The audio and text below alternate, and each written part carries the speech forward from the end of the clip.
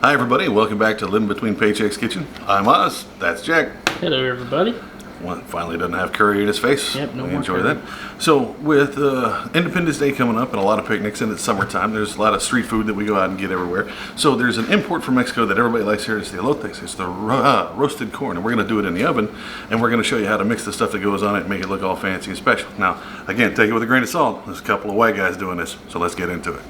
Corn. Gonna need corn first and foremost. Just corn. So yeah, we start this off, mind the camera work. You put it in here at 400 and it's going to take 20 minutes to 25, depends on this. Don't wrap it, don't put anything else, just put it underneath.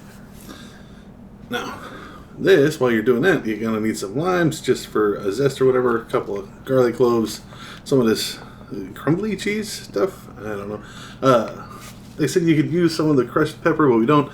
Kosher salt, because salt goes on corn. And then you're going to need chili powder. Yeah. And what was the other one? The Cayenne pepper. That was a big thing.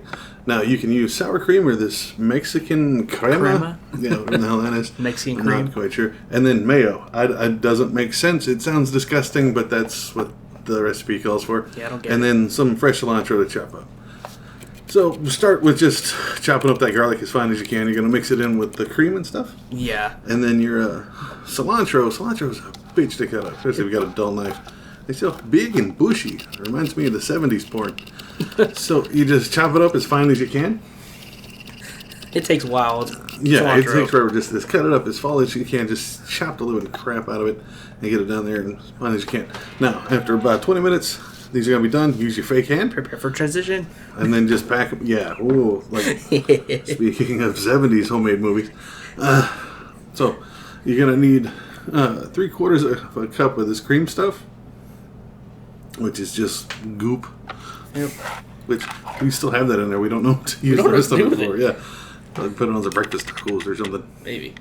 And then the same thing for mayo, which is weird. I mean, it's white guys doing it. I don't understand the mayo.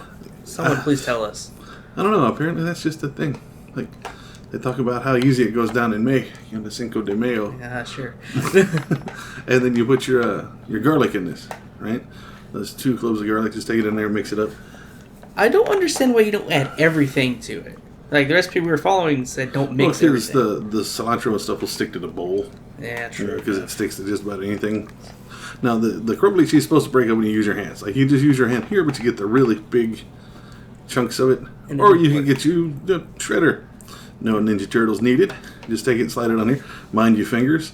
And this will break it down and it's smaller. It doesn't necessarily shred it. You'll see a couple of pieces that shred, but it breaks it down. Where it it works better than using your hands.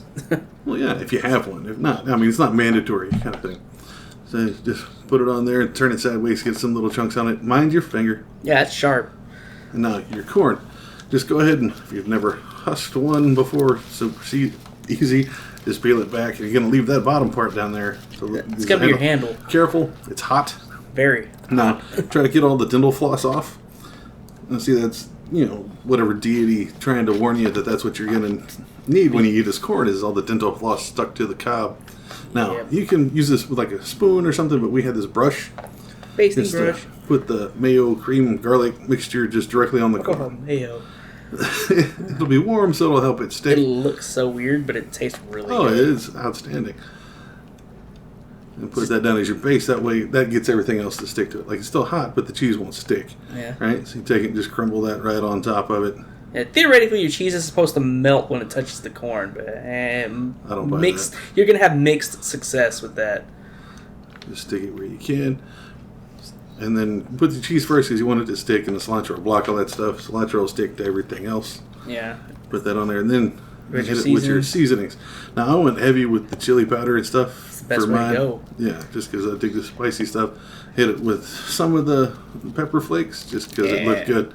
And then kosher salt. Now, you don't have to have kosher salt, just any kind of salt, just any time. Mm-hmm. And then straight up lime juice. You're good. And then you're done. That's it.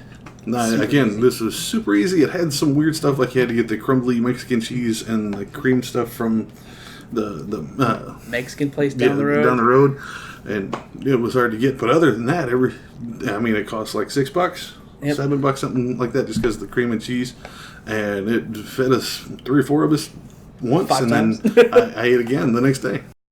And there you have it. It's actually turned out really, really well. It's elotes by a couple of white guys from Texas, so it's technically Tex-Mex, I guess. I don't know.